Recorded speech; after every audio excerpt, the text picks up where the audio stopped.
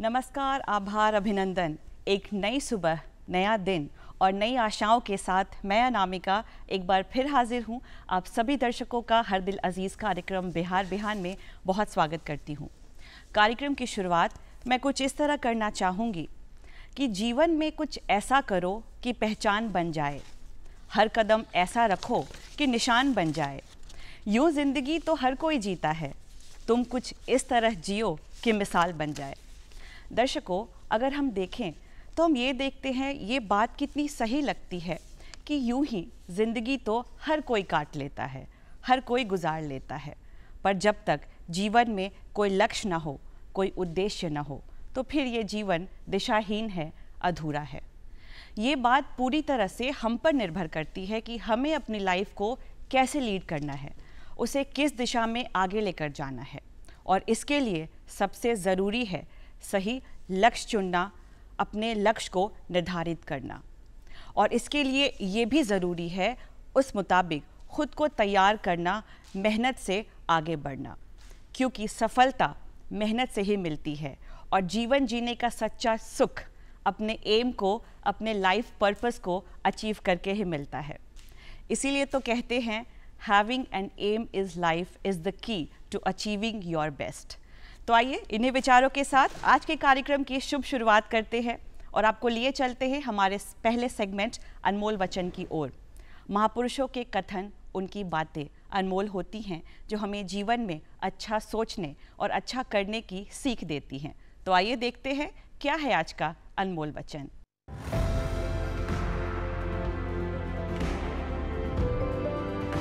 महान सपने देखने वालों के महान सपने हमेशा पूरे होते हैं। Doctor APJ Abdul Kalam.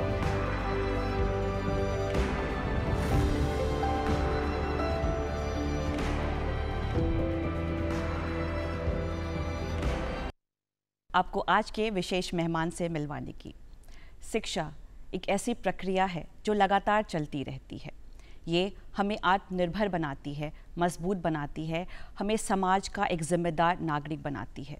और अगर इसे पूरा करने के लिए हमें मार्गदर्शक अच्छा मिल जाए, संगत अच्छी मिल जाए, तो हमारी दिशा और दशा दोनों बदल जाती है। आज हमारे बीच एक ऐसी ही मेंटर, एक ऐसी ही गाइड मौजूद हैं। आपको बता दें, आज हमारे साथ स्टूडियो में हैं doctor Vinita Singh Sahay, director, Indian institute of management, Bodhgaya.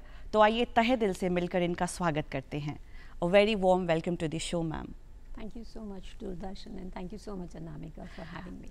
Ji ma'am, शुरुआत मैं यहाँ से करना चाहूँगी कि बोधगया को बुद्ध की भूमि कहते हैं। इसे land of knowledge and wisdom के तौर पर पहचाना जाता है। IIM जैसे प्रतिष्ठित इंस्टीट्यूट का यहाँ होना क्या सिग्निफिकेंस रखता है, क्या कहेंगी?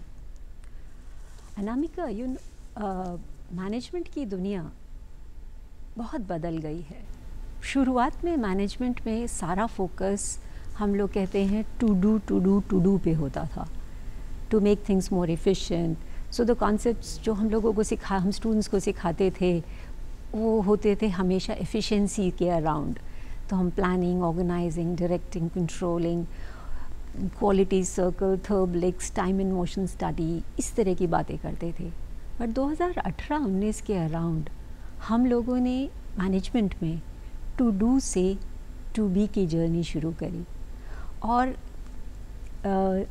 एज कोइंसिडेंस 2018 में हम जब एज अ फाउंडिंग डायरेक्टर आए, बोधगया में आए, हम शुरू तो 2015 में हो चुके थे, बट 15 से 18 तक हमारा मेंटर इंस्टीट्यूशन हमारा ख्याल रखता था और 18 से हमारी टीम बननी शुरू हुई।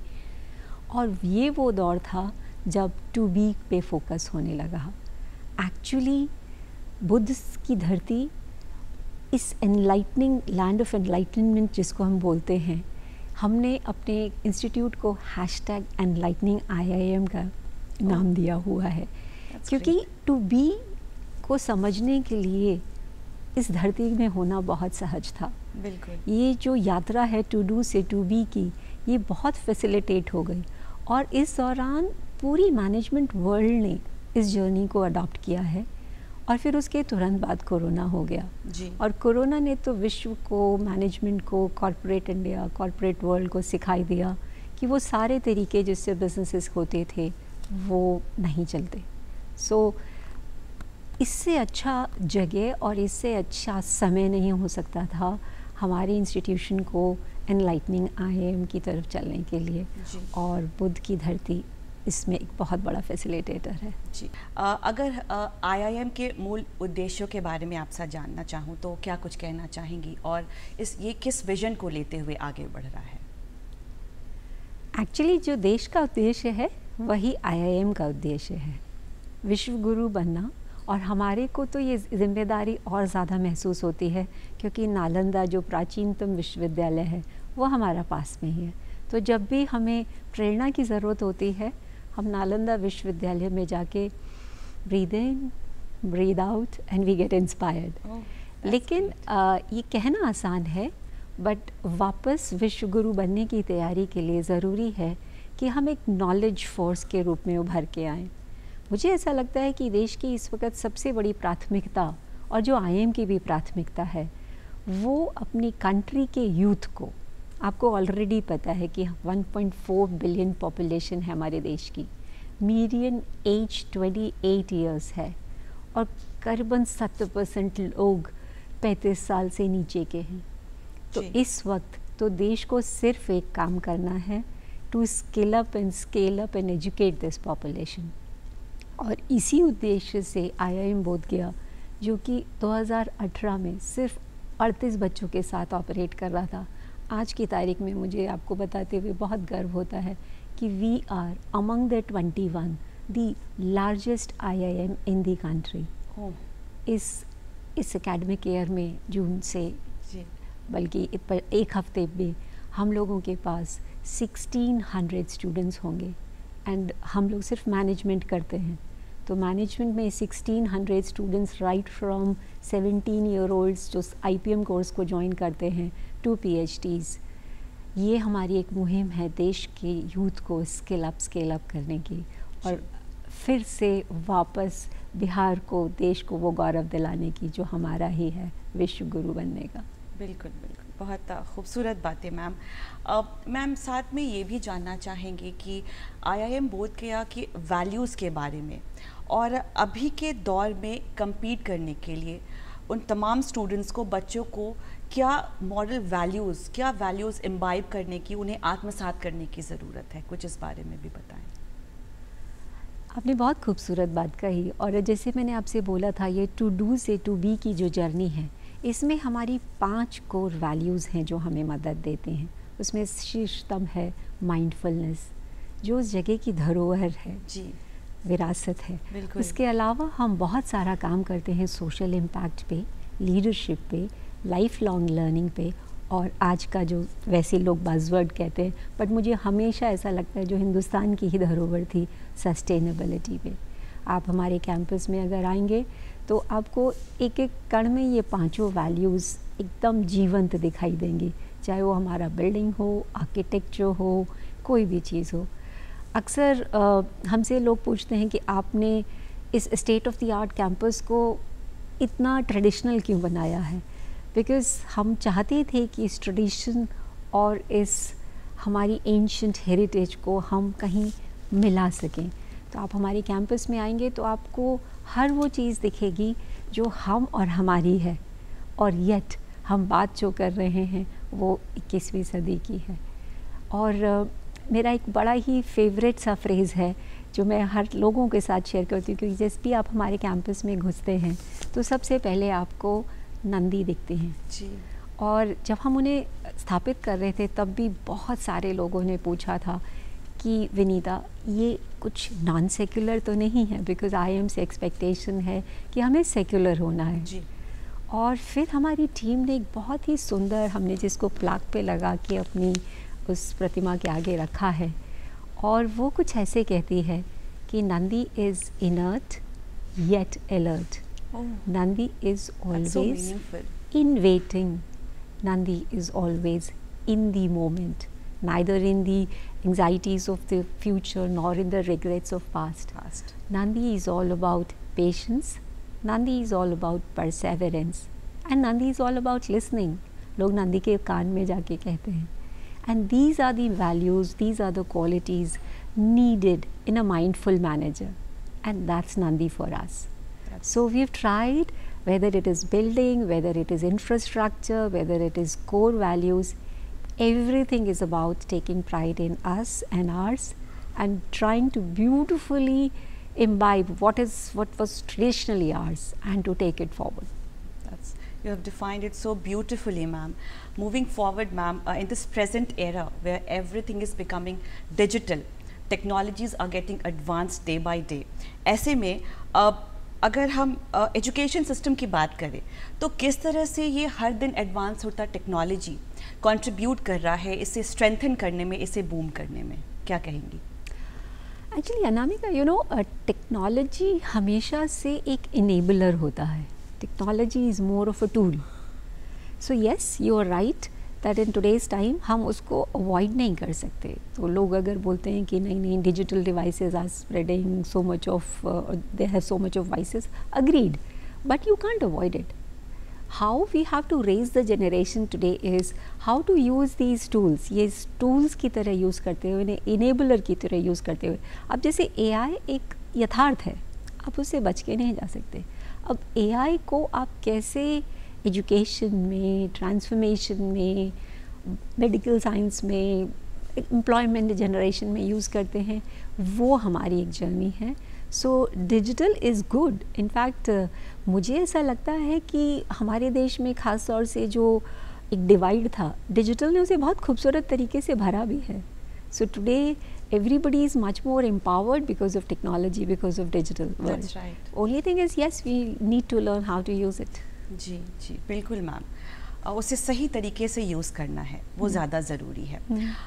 We are talking about change, we are talking about modern technologies.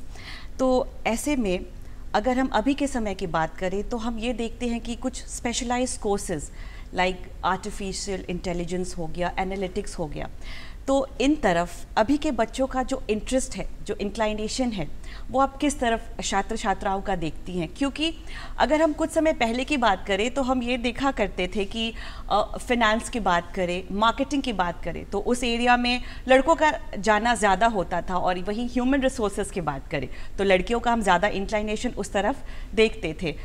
But आपकी बात करेंगे तो आप खुद मार्केटिंग की प्रोफेसर रह चुकी हैं IIM रायपुर. तो ये जो नई स्पेशलाइज्ड कोर्सेज आ रही हैं AI एनालिटिक्स, तो क्या आप बोलना चाहेंगे, किस तरह का इंटरेस्ट आप देखती हैं अभी के समय में? मैं फिर वही अपनी बात दोहराऊंगी कि ये टेक्नोलॉजी एडवांसमेंट ये हर उस फंक्शन को फर्दर इन्हांस करेगी, सिंप्लीफाई करेगी. लाइक आपने मेरे से पूछा मार्केटिंग, सो AI मार्केटिंग को और आसान करेगी, बट मार्केटिंग कहीं जाएगा नहीं. मार्केटिंग एक कोर फंक्शन है, फाइनेंस एक कोर फंक्शन है, ऑपरेशंस एक कोर फंक्शन है, HR एक कोर फंक्शन है किसी भी ऑर्गेनाइजेशन को रन करने का. बट यस, अगर हम बात करें रिक्रूटमेंट की तो AI when employed to recruitment वो मदद करेगा मुझे किसी भी टैलेंट को ज़्यादा एक्यूरेटली हायर करने में, ज़्यादा एफिशिएंटली हायर करने में. तो वो एक इनेबलर की तरह काम करेगा. हाँ, उससे कुछ काम बहुत जल्दी हो जाएंगे, कुछ बहुत फास्ट हो जाएंगे, लेकिन हम कहें कि इंसानों के बगैर काम हो जाएगा, ऐसा नहीं. They are not going to replace human beings and the wisdom of the human being. या so it's just going to, we have to embrace it. This is a change which is going to happen, and this is change which is already here. It is not something out there, it's already here, and we just have to embrace it with open arms and see to it that we use it in the right way. Ma'am, change is necessary with time. अगर IIM जैसे prestigious institute की बात करें तो ये किस तरह से मेजर रोल प्ले करता है उन ट्रेडिशनल वैल्यूज़ को बचाते हुए नए एडेप्टेशंस को शामिल करने में, क्या कहेंगी? नामिका, तुमने बहुत अच्छी बात की. Change is ever present, fine. और हम बात ही कर रहे थे कि अगर आप आसपास चारों तरफ देखें तो दुनिया एक अलग ही लेवल पे है आज की तारीख में. इतना कॉन्फ्लिक्ट, इतना डिसरप्शन.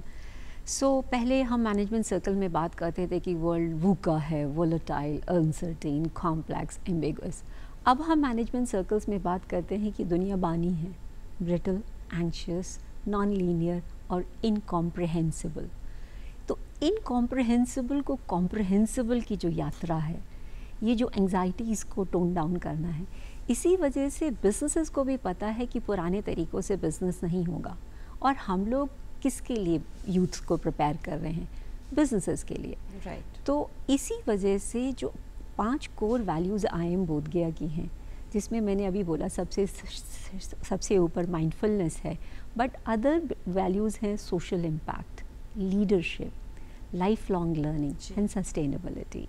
सो ये जो हम सब समझ गए हैं कि बिजनेसेस अच्छे चल नहीं सकते जब तक कि वो सोसाइटी की रिस्पॉन्सिबिलिटी ना लें, जब तक कि वो सस्टेनेबल ना हो। तो पहले तो बाकी सारी चीज़ें सिखाते हुए, हम ये नहीं कह रहे कि हम स्टूडेंट्स को एनालिटिक्स नहीं सिखाएंगे, स्टूडेंट्स को आर्टिफिशियल इंटेलिजेंस में अडेप्ट नहीं कराएंगे, बट इन सब के पीछे एक बैकड्रॉप होगा सस्टेनेबिलिटी का, सोशल इम्पैक्ट है, that they have to work for the society. और इसी वजह से जो 5 कोर्सेज़ हमने ऑफ़र किए हैं, और जैसे मैंने आपको बोला 1600 बच्चे हैं, बट हम लोग कुछ भी आसान नहीं करते हैं। Like we don't do anything online part time evening executive. हम IIM बोधगया में जो करते हैं वो है full time, long duration, residential, degree awarding programme. We actually take the responsibility of the students, and while they are there on the campus, we ensure that while they learn all the new age courses like analytics and artificial intelligence, but all rooted in the traditional value of India. जो हमारा इतना गौरवशाली इतिहास है, उसमें से जो बहुत ही कीमती ज्वेल्स हैं उनसे भी सुशोभित करना है अपने स्टूडेंट्स को, ताकि वो इस बानी दुनिया को बहुत अच्छे से फेस कर सकें। बिल्कुल, और उसे बहुत अच्छा बना भी सके। बिल्कुल, बहुत सुंदर बात कही मैम आपने। मैम, आपसे ये भी जानना चाहेंगे कि IIM बोधगया रिसर्च वर्क को किस तरह से लेके आगे बढ़ रहा है, किस तरह के रिसर्च वर्क एकेडमिक्स के साथ साथ किए जा रहे हैं, कुछ इस बारे में भी बताएं। कैंपस पे जितना इम्पोर्टेंट टीचिंग है उतना ही इम्पोर्टेंट है रिसर्च। अगर हम बीइंग कम्पिटिटिव की बात करें तो आई थिंक हम भारत के इकलौते इंस्टीट्यूशन हैं जो पिछले 3 साल से NIRF जो कि हमारी रैंकिंग होती है उसमें हर साल 20 पादान ऊपर जा रहा है। हम 73 पे थे, फिर हम 53 पे हैं, अब 33 पे हैं। और इसमें बहुत बड़ा कंट्रीब्यूशन हमारी फैकल्टी और हमारे कॉलीग्स की रिसर्च का है। हमारे यहाँ 2% जो रिसर्चर्स होते हैं वो बहुत 2-3 हैं, और फैकल्टी अनवरत लगी ही रहती है अच्छा रिसर्च करने में। और हमारी कोशिश ये रहती है कि इस रिसर्च को हम जितना ज़्यादा प्रैक्टिकल बना सकें ताकि देश उसे इस्तेमाल कर सके। हमारे कोर एरियाज़ हेल्थ केयर हैं, basically wellness is something which is very close to us, whether it is mental wellness or is it physical wellness. So besides Samatvam, which is our center for mindfulness, हमारा health care पे भी बहुत emphasis है। हमारा एक full time MBA course है health care पे, जिसमें हम काफ़ी रिसर्च बेस्ड बनाने की कोशिश कर रहे हैं। इंडिया के सारे हेल्थ केयर इंस्टीट्यूशंस के साथ कोलैबोरेट कर रहे हैं, उनकी फैकल्टी और उनके साथ हमारी फैकल्टी मिलके साथ में रिसर्च कर रही है। अभी हम यूनिवर्सिटी ऑफ गॉथनबर्ग हमारी टीम गई थी, वहाँ के हेल्थ केयर सिस्टम को पढ़ के आई, फिर वहाँ की टीम बिहार आई, उन्होंने हेल्थ केयर सिस्टम पढ़ा। तो health care is something which we are very very passionate about.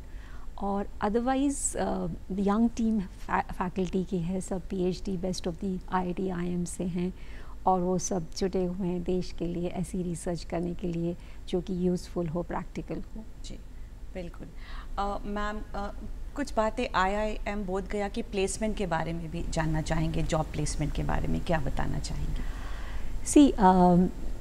मैं हमेशा कहती हूँ कि अभी मैंने आपको बोला कि हम लोग full time long duration residential करते हैं, बिकॉज़ हम इस बात को इसलिए भी कहते हैं क्योंकि हम एग्जीक्यूटिव प्रोग्राम्स नहीं करते क्योंकि एग्जीक्यूटिव्स नहीं हैं। अभी बिहार में इंडस्ट्री, कॉर्पोरेट बिजनेस का आना अभी शुरुआत हुई है, तो इस वजह से हम ये जो फुल टाइम कोर्सेज करते हैं इसमें हम पूरे देश के बच्चों को बुलाते हैं। अगर आपको मैं बताऊं कि लास्ट ईयर के 300 के बैच में हमारे पास 293 शहरों के बच्चे थे, 293 cities, which is literally the microcosm of India. पूरा देश बैठा है, अरुणाचल प्रदेश से टूटीकॉरिन तक। और इन बच्चों को हम तैयार करते हैं न्यू एज डिसिप्लिन्स में। तो हमारे रिक्रूटर्स पैन इंडिया हैं। हमारे को बड़ा गौरव है कि हम right from day one which is 2015 से हम 100% प्लेसमेंट स्ट्राइक कर रहे हैं। अच्छा है कि बहुत सारी कंपनीज़ ने ऑनलाइन अडेप्टेशन कर लिया even in the terms of recruitment. So geography जो कि पहले एक बहुत बड़ा लिमिटेशन होती थी, अब वो लिमिटेशन नहीं है। इनफैक्ट कोरोना ने तो हमें बहुत सारी ऐसी इंडस्ट्रीज़ में एंट्री दे दी जिसमें अदरवाइज़ हमें सालों लगते, बिकॉज़ कोरोना में सब कुछ ऑनलाइन हो गया। तो हमारे जैसे नए बिजनेस स्कूल्स को भी ऑनलाइन के चलते मौका मिला। इसके चलते हमारे बच्चे almost best of the banks, best of the industries में प्लेस हैं। और ये मुहिम वैसे भी I think we are the only institution who get the report audited and हमारे जो बच्चे होते हैं वो बहुत ही लॉजिकल, एनालिटिकल, लेफ्ट ब्रेन्ड होते हैं। सो वो डिसीजन ही तब लेते हैं आने का जब उन्हें उनकी भाषा में वो बोलते हैं ROI, रिटर्न ऑन इन्वेस्टमेंट। और एक बड़ा ही उनका थंब रूल है कि whatever that they pay as fees, they want the return of that within a year. So as a school that keeps us on our toes. जी, वो हमें हमेशा motivated रखता है उनको बेस्ट अपॉर्चुनिटीज़ क्रिएट करने के लिए। बिल्कुल बिल्कुल मैम। मैम अभी आपने बिहार की बात की, तो ये ज़रूर जानना चाहेंगे कि बिहार की शिक्षा और कौशल को और बेहतर बनाने में IIM बोधगया कैसे योगदान कर रहा है? देखिए, मैं एक टीचर, मेरा प्राइमरी आइडेंटिटी टीचर है और सबसे ज़्यादा जिस आइडेंटिटी में मैं गर्व लेती हूँ वो एक टीचर का है। एडमिनिस्ट्रेटर होना तो एक करियर मूव होता है। सो मुझे बहुत क्लैरिटी से दिखता है एज ए टीचर कि बिहार की सर्वोत्तम प्रायोरिटी एजुकेशन होनी चाहिए। मुझे बहुत तकलीफ़ होती है अगर कोई कहता है कि बिहार गरीब है, क्योंकि आज की दुनिया में अगर आप किसी से भी पूछें कि सबसे बड़ी संपदा, सबसे बड़ा रिसोर्स क्या है, तो एक क्षण नहीं लगाते लोग बोलने में कि सबसे बड़ी संपदा है ह्यूमन रिसोर्स। और फिर मेरा दूसरा सवाल लोगों से होता है, कुछ कम है क्या बिहार में? जी, तो इस पे सब हंस के बोलते हैं कि नहीं। हम सबको पता है कि one of the most densely populated part है ये इंडिया का। तो जब हमारे पास 21वीं सदी की सबसे बड़ी संपदा भर भर के है, तो हम गरीब कैसे हो सकते हैं? तो ये तो अपने आप में सोच ही गलत है, हम गरीब हैं। हाँ, हमें इस संपदा को इंश्योर करना है कि हम, जैसे हम टिपिकली मैनेजमेंट भाषा में बोलते हैं कि वैल्यू चेन के लोएस्ट लेवल पे एक्सपोर्ट ना करें। हम कोशिश करें कि जो हम अपना ह्यूमन रिसोर्स बाहर भेज रहे हैं उसको हम वैल्यू ऐड करके भेजें, और उसका एक ही तरीका है एजुकेशन। और सबसे खूबसूरत बात यह है कि दो चीज़ें बहुत फेवर में जाती हैं। पहला, समाज, पेरेंट्स, सब लोग बच्चों को पढ़ाना चाहते हैं, और दूसरा, यहाँ के बच्चे बहुत मेधावी हैं। आपको मैं बोलूँ कि वन ऑफ द रीज़न हमारी सक्सेस का यही है कि हमारे पास Tier 2 हंग्री इंडियन होता है, जिसको रिक्रूटर्स बहुत पसंद करते हैं। तो ये Tier 2 हंग्री इंडियंस को सिर्फ हमें तैयार करना है उनके लिए। बिल्कुल ma'am. For those who come from rural background, उनके लिए IIM बोधगया क्या विशेष सहायता और किस तरह का मार्गदर्शन उन्हें देती है? हम सबको पता है कि इंडिया भारत में बसता है, गांव में बसता है। आज भी हमारी बहुत बड़ी पॉपुलेशन गांव में है और वहाँ बहुत सारा टैलेंट है। IIM वैसे तो टर्शरी एजुकेशन या हायर एजुकेशन में ऑपरेट करता है, और हमारी one of the core values social impact है। तो हम बहुत पुरजोर कोशिश कर रहे हैं भारत के उस टैलेंट को जो रूरल इंडिया में है वो निकल के आके हमारे पास आ सके। इसके लिए हमारा जो IPM का प्रोग्राम है, जो कि BBA MBA 5 years integrated course है, बहुत बड़ा रिस्क लिया है हमने कि उसमें हमने इंटरव्यू हटा दिया। इंटरव्यू के चलते बॉम्बे, दिल्ली, कलकत्ता, मेट्रोपॉलिटन के बच्चे जो याप इंग्लिश बोलते हैं या जिनके माँ बाप उनकी अच्छी प्रोफाइल क्रिएट कर सकते हैं, उनका सिलेक्शन होना लाजमी था। इंटरव्यू के हटाते ही भारत का वो बच्चा जो कि मेरिटोरियस है, जो कि रॉ मटेरियल बहुत हाई क्लास है जी। उसके लिए मौका मिल जाता है। तो आज की तारीख में हमारे IPM के कोर्स में बिल्कुल टियर 2 टियर 3 का इंडिया का मेरिटोरियस बच्चा आ रहा है और एक बार फिर वो IIM में आ जाता है तो उसकी ज़िंदगी बदल जाती है। ऐसे कितने ही बच्चे हैं जो बेगूसराय या रूरल बैकग्राउंड या टियर 2 टियर 3 से हैं, फिर वो बाद में यूनिवर्सिटी ऑफ नॉटर डेम गए या अमेरिका से पढ़ाई करी और फिर उनका जीवन चेंज हो गया। उसके अलावा आई थिंक हम इकलौते IIM हैं जो CM उद्यमी जैसी योजनाएं जिसमें कि लिटरली रूरल बिहार या टियर 2 या वो सेक्शन ऑफ बिहार जिसको शायद कभी IIM नहीं पढ़ाते, हमने पिछले साल 6000 CM उद्यमी प्रत्याशियों को पढ़ाया है। क्या बात है। और हमें ऐसा लगता है कि अमेरिका नौकरी से नहीं बनाता और बिहार उज्जवल बनेगा माइक्रो एंटरप्राइजेस से। सो उन माइक्रो एंटरप्रेन्योर्स को हम बहुत ही शिद्दत से ट्रेन कर रहे हैं ताकि उनकी इंडस्ट्रीज़ बहुत अच्छी चल सकें, उनके छोटे छोटे उद्यम बहुत अच्छे चल सकें। इसके अलावा हम PMKVY प्रधानमंत्री कौशल विकास योजना में भी काम करते हैं। हमारी पूरी कोशिश है कि हम हमारी जो एक्सपर्टीज़ है मैनेजमेंट को सिखाने की, उसे हम पूरे बिहार में ले जा सकें। बिल्कुल बिल्कुल ma'am. Ma'am, it is believed if a woman is educated, entire family is educated. राष्ट्र निर्माण के लिए महिलाओं का भी आगे आना उतना ही ज़रूरी है। आप खुद एक मजबूत और सशक्त महिला हैं।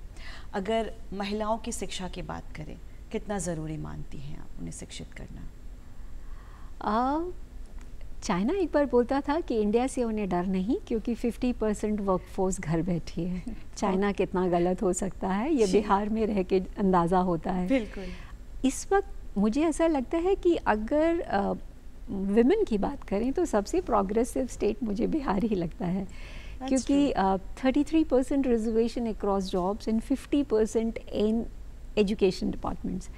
इसके अलावा वो जो मुझे ऐसा लगता है कई साल पहले जो एक छोटी सी साइकिल दी थी लड़कियों को, साइकिल की जगह पंख मिल गए थे जैसे उनको, तो बहुत सी लड़कियां ये जो आगे आई हैं। और क्योंकि हमने एज एन IIM डिसाइड कर रखा है कि बिहार में इस वक्त जो भी कोई ऑफिसर बनेगा हम उसको जाके ज़रूर छूते हैं, स्पेशली जो नए ऑफिसर्स हैं, चाहे वो बिहार पुलिस एकेडमी हो चाहे वो बिपाड हो। और इतना अच्छा लगता है जब वहाँ पे कितनी लार्ज परसेंटेज लड़कियाँ मिलती हैं। तो लड़कियां काम में आ गई हैं। समाज को, देश को इस बात की तैयारी करनी है कि हम कैसे इन्हें पूरी तरह से इक्विप कर सकें, पूरी तरह से ट्रेन कर सकें उस वर्कफोर्स को ज्वाइन करने में। और मैं हमेशा ऐसा महसूस करती हूँ कि इवन लड़कियों को मैं बहुत स्ट्रांगली कहती हूँ कि लड़कियों तैयार हो जाओ, बिकॉज़ एक हद तक रिजर्वेशन का दूसरा शब्द है रिस्पॉन्सिबिलिटी। तो लड़कियों के ऊपर भी बहुत बड़ी जिम्मेदारी है कि जो उनको एक मौका समाज ने, सरकार ने दिया है, उसको वो हर तरह से उस पर खरा उतर पाएँ और इतना अच्छा परफॉर्म कर पाएँ कि हर एक को गर्व हो कि हाँ, देश की बेटियां, देश की लड़कियां आगे बढ़ के संभाल रही हैं। ऐसा ऑलरेडी हो रहा है और मुझे ऐसी उम्मीद है कि ऐसा और आगे बहुत अच्छा होगा। बिल्कुल, ऐसा और आगे बहुत अच्छा ज़रूर होगा ma'am. Ma'am, you have been associated with IIM Bodh गया सिंस 2018।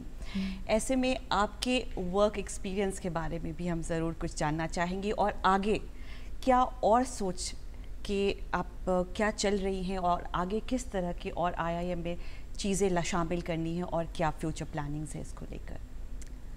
हाँ नामिका, 2018 में I came as a founding director और अभी हाल फिलहाल में मुझे अपना सेकेंड टेन्योर मिला है, जो कि आमतौर पे सरकार अगर आप कुछ योगदान दे सकें तभी करती हैं। तो इस जर्नी में हम, जैसे मैंने बोला, हम स्क्रैच से शुरू हुए थे, 2 कमरे से लेकर के आज की तारीख में 1600 students with state of the art absolutely modern campus. ये एक बहुत ही लर्निंग जर्नी थी हमारे लिए और हमारी पूरी टीम के लिए। मुझे ऐसा लगता है कि ये जो हम फास्टेस्ट ग्रोइंग कैंपस हैं, इसमें बहुत बड़ा योगदान मेरी यंग टीम का है। मेरी टीम बहुत छोटी और बहुत यंग है, दो हम हर महीने कोशिश कर रहे हैं कि इस टीम को इन्हांस कर सकें, लेकिन सब ने बहुत मेहनत की है इस कैंपस को बनाने में। यात्रा बहुत संघर्षशील थी और मैं हमेशा हंसी मजाक में कहती हूँ, मैं बिहार की बहू हूँ और ससुराल की बुराई नहीं करते, तो इसीलिए उन संघर्षों की बात करना ज़रूरी नहीं है। जो इम्पोर्टेंट है वो है कि फाइनली आज की तारीख में जैसे मेरे बहुत सारे नाम हैं, कोई मुझे रानी झांसी कहता है, कोई चंडी या काली का अवतार कहता है, क्योंकि हमारे टीम में एक इम्पेशेंस थी, हमारी टीम में एक जुनून था कुछ कर गुजरने का। मुझे आज भी याद है, अक्सर लोग मुझे देख के बोलते थे मैडम आप बहुत हड़बड़ होती हैं तो मैं हमेशा पूछती थी क्यों हड़बड़ा, आप ऐसा क्यों कह रहे हैं? तो बोलते यहाँ पे देखिए, मैं नाम नहीं लूँगी कि वो इंस्टीट्यूशन 14 साल में बना, वो इंस्टीट्यूशन 12 साल में बना, आपको बहुत जल्दी है। तो हाँ, हमने 3.5 साल में कैंपस बना लिया, जिसमें 2 साल कोरोना भी इंक्लूडेड थे। हाँ, हमें उस भूमि अधिग्रहण में बहुत लंबा समय लगा, और क्योंकि जिस लैंड पे हम बन रहे थे उसमें ऑलरेडी कुछ पुरानी बिल्डिंग्स थी, कुछ पुराने हॉस्टल्स थे, उनको खाली कराना एक पूरी यात्रा थी वो अपने आप में। बट क्योंकि टीम में एक जुनून था कि हमें बनाना है और हमें, because all said and done, मैं हमेशा बोलती हूँ कि आज की सदी में अगर इंडिया ने कोई 2-3 ब्रांड्स बनाए हैं तो वो हैं योगा, IIT और IIM। और इसका एक मूल कारण है work ethics, strive for excellence. So वो वर्क एथिक एंड वो स्ट्राइविंग फॉर एक्सेलेंस समहाउ हमारी टीम के हर मेंबर में है, और हम सब एकदम एकजुट होके हमने ठान लिया था कि बनाना है। और हमें बेंचमार्क इंस्टीट्यूशंस भी IITs एंड IIMs ही दिखते थे, मापदंड भी हमें वहीं के दिखते थे।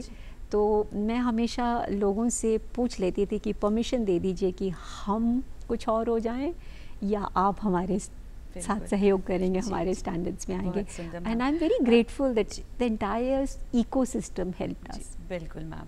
मैम, जाते जाते ज़रूर जानना चाहेंगे, वो बच्चे, वो एस्पिरेंट्स जो इस फील्ड में आगे बढ़ना चाहते हैं, उन्हें क्या कहना चाहेंगी? सी आप बहुत ही डिफरेंट वर्ल्ड में बड़े हो रहे हैं, और मैं हमेशा कहती हूँ कि अगर ह्यूमैनिटी में कोई एक इन्वेंशन है जिसने सबसे फास्टेस्ट पेनिट्रेट किया है तो वो ये है। और मेरे ख्याल से 10 साल में ये गरीब से गरीब तबके के हाथ में आ गया, बट ये सबसे बड़ा चैलेंज भी है यूथ के लिए। इसीलिए जब हम बोलते हैं कि वर्ल्ड बहुत ही ब्रिटल है, एंशियस है, बहुत ही कॉम्प्लेक्स है, तो आपको इन कॉम्प्लेक्सिटीज़ के लिए अपने आप को तैयार करना है। और वेलनेस बहुत इम्पॉर्टेंट है, वो फिज़िकल फिटनेस हो या मेंटल फिटनेस हो। इस दुनिया में जब चारों तरफ काफ़ी कोलाहल है, आपको स्थिर होना है। आपको आत्मस्थिरता के लिए बहुत ज़रूरी है कि आप ना सिर्फ अपने शरीर का ध्यान दें, और इसीलिए जो ये चारों तरफ एक मैसेज है कि योग करिए, मेडिटेशन कीजिए, ये आपको वो मेंटल स्ट्रेंथ देगा जो आपको इन कॉम्प्लेक्स सिचुएशंस में डील करने में मदद देगा। जो अटेंशन स्पैन की प्रॉब्लम्स हैं, प्रोक्रेस्टिनेशन की प्रॉब्लम्स हैं, वो आपको जो फॉर्मल सिस्टम में कहीं नहीं सिखाया जाता, वो आपको इन सब चीज़ों में मदद देगा। और excellence is the way of life, you have to strive, there are no shortcuts, there is only hard work which is going to take you there, and with complete fitness go and take charge of your life. बिल्कुल ma'am, there are no shortcuts, only hard work is there. आप कार्यक्रम में आए, आपने इतना कीमती वक्त हमें दिया, इतनी सारी बातें आपने हमसे साझा की, इसके लिए आपका बहुत बहुत धन्यवाद। Thank you so much Anamika, thank you so much Doordarshan for allowing me to speak my mind. जी, थैंक यू। तो दर्शकों, पूरी उम्मीद है आज का ये कार्यक्रम आपको ज़रूर पसंद आया होगा। इसके लिए आप हमें ख़त ज़रूर लिखें। इसके लिए हमारा पता नोट करें। हमारा पता है निदेशक DD बिहार, दूरदर्शन केंद्र पटना, फ्रेजर रोड पटना 8000001। आप हमें ईमेल भी कर सकते हैं। हमारा ईमेल आईडी है directorddkpatna@gmail.com।